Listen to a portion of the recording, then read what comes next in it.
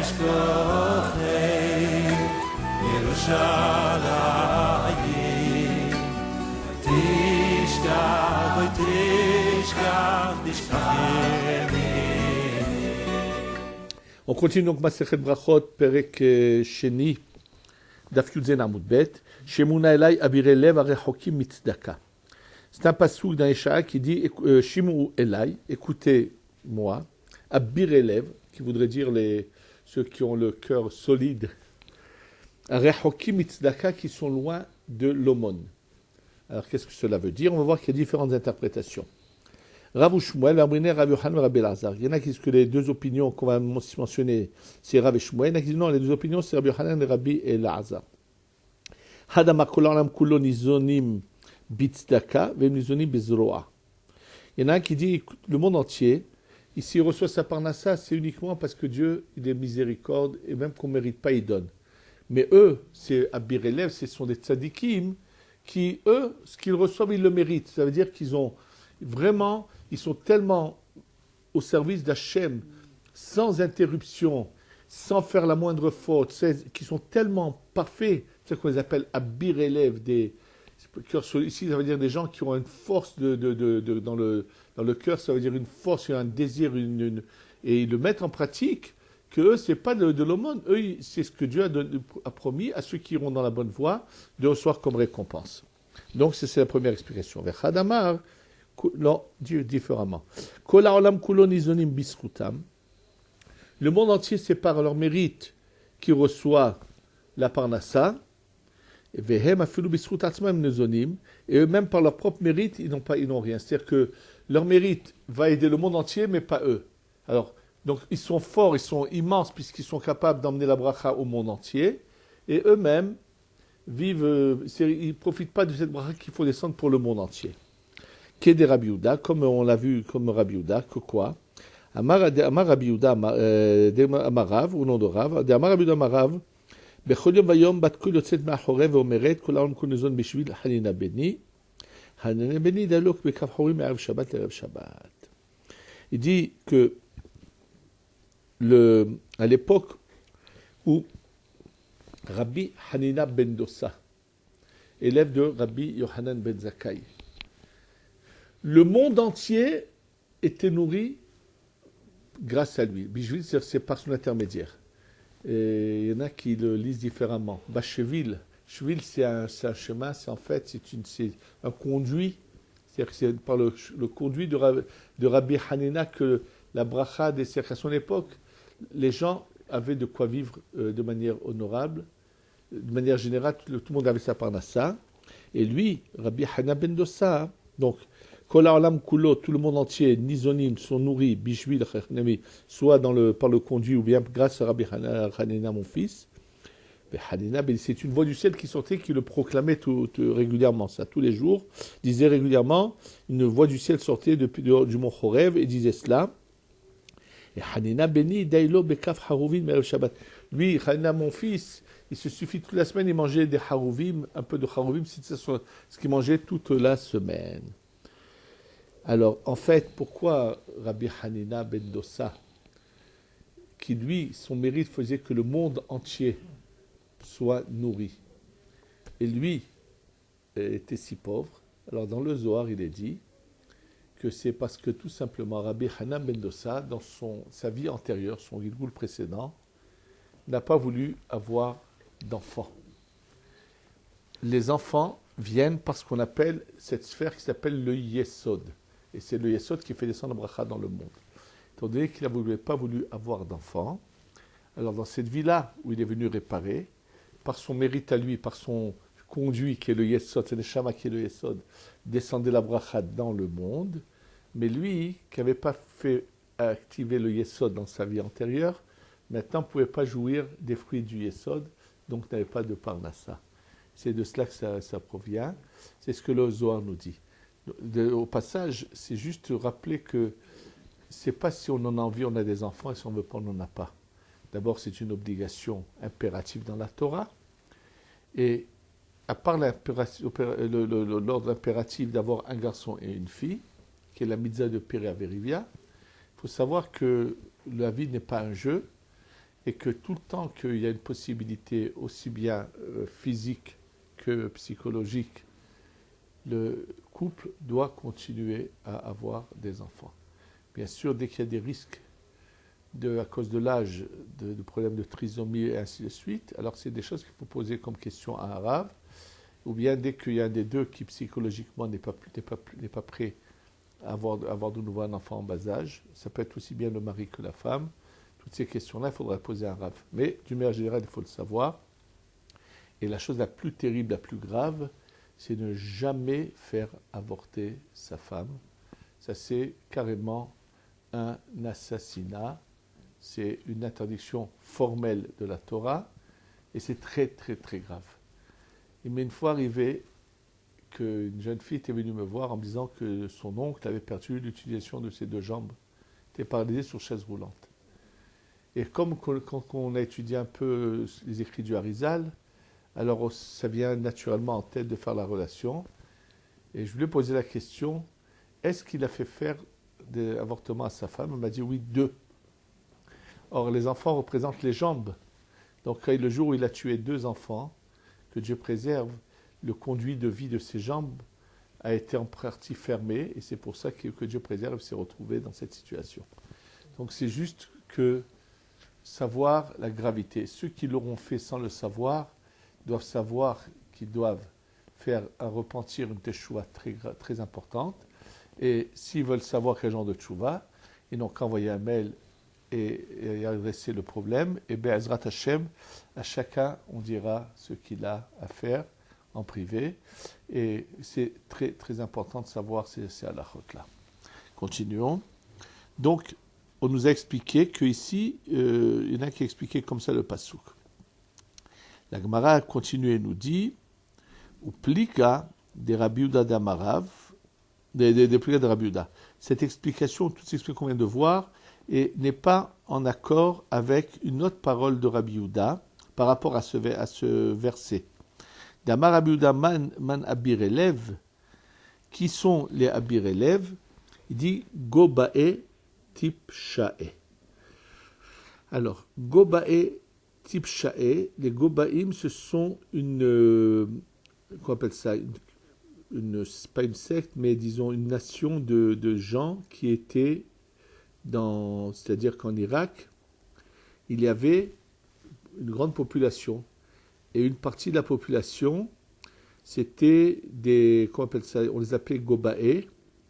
Et ils étaient tellement stupides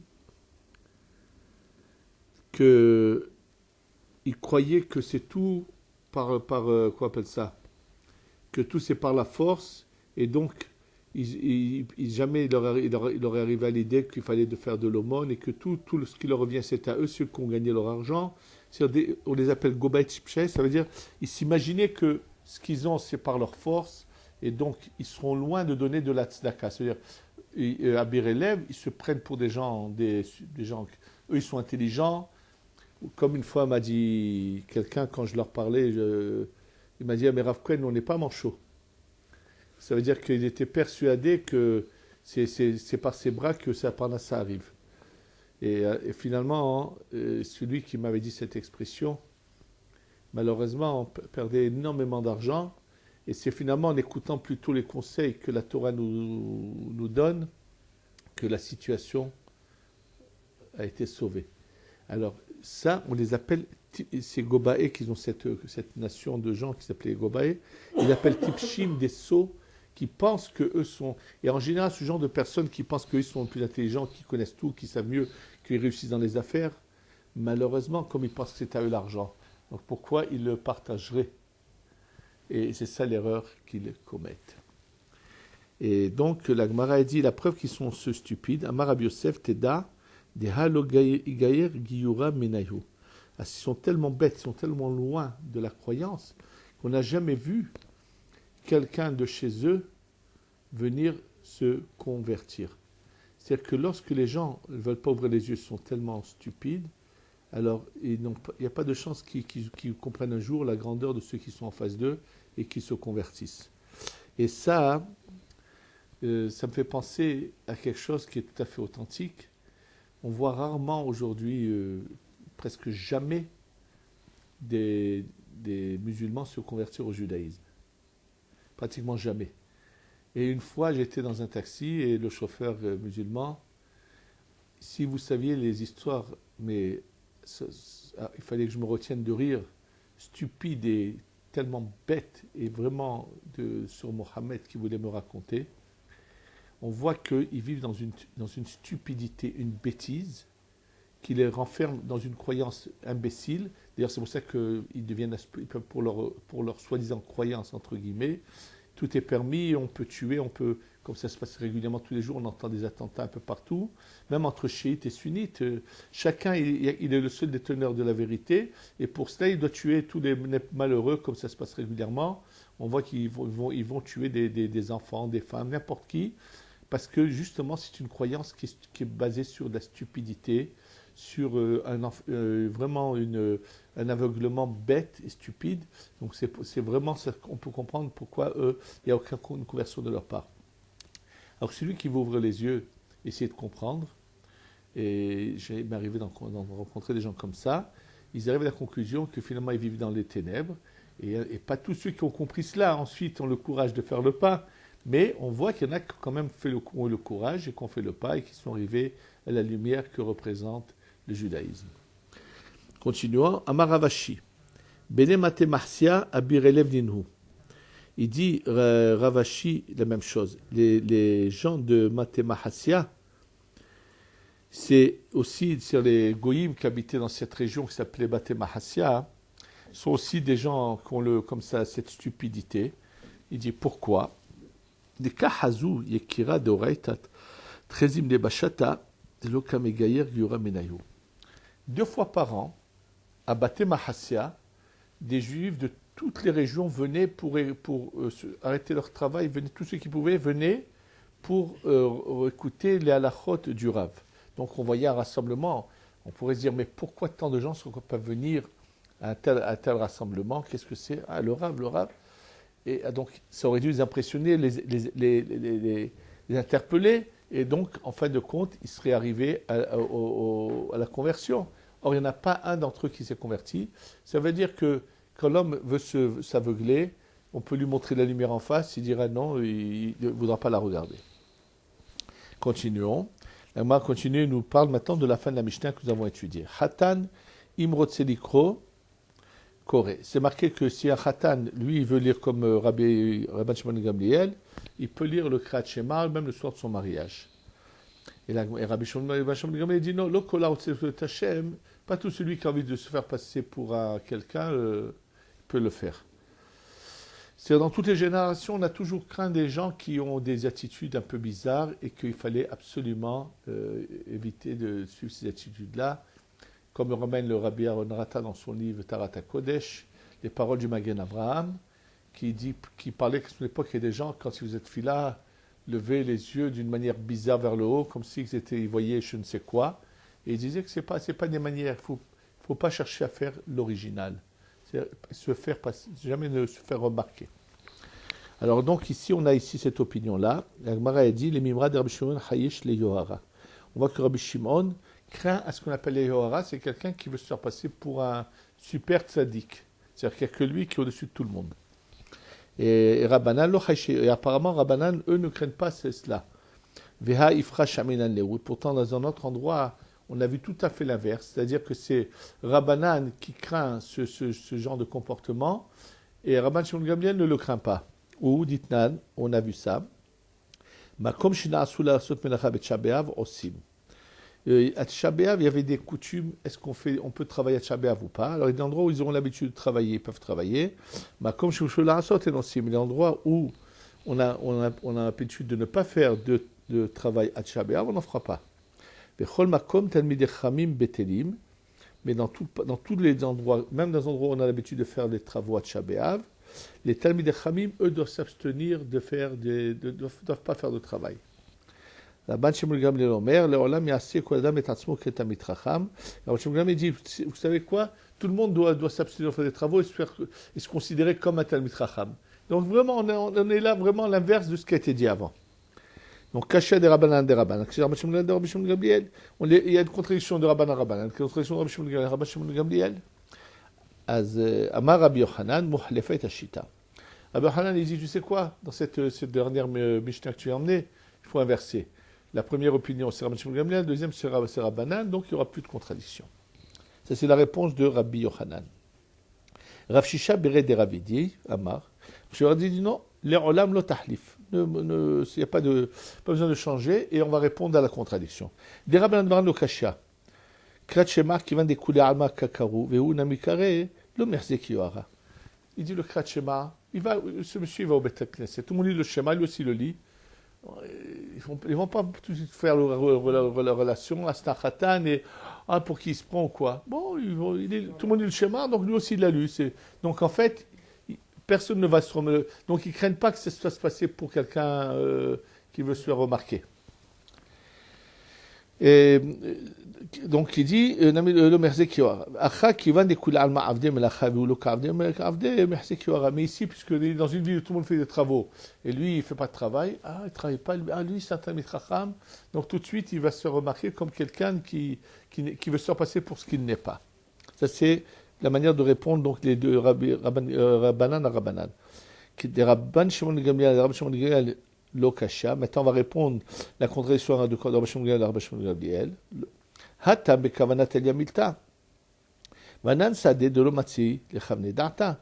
Il dit là-bas dans le Krat Shema, s'il n'y a pas la kavana, ça vaut rien. Et nous savons qu'à part quelqu'un comme Rabbi Shimon Gamliel, il ne peut pas faire la kavana. Alors il dit Rabbi Shimon Gamliel, arrête de faire l'intéressant. Ne cherche pas à montrer que toi tu es quelqu'un de si grand pour que ensuite tu vas peut-être rouler les gens avec ça. Donc, on sait que tu ne peux pas voir la kavana, donc arrête d'essayer de te faire remarquer. Avalacha omer melachaouden lo pukraze kama batani kabeshuka. Là, mais là, à Tchaber, il ne fait pas de travail.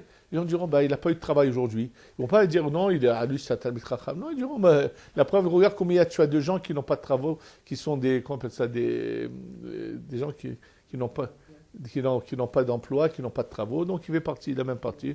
On a des chômeurs, donc tu n'as pas à... Ce n'est pas une remarque qu'il est à Talmid Chacham, donc c'est pour ça qu'il ne craint pas que ça s'appelle Yohara.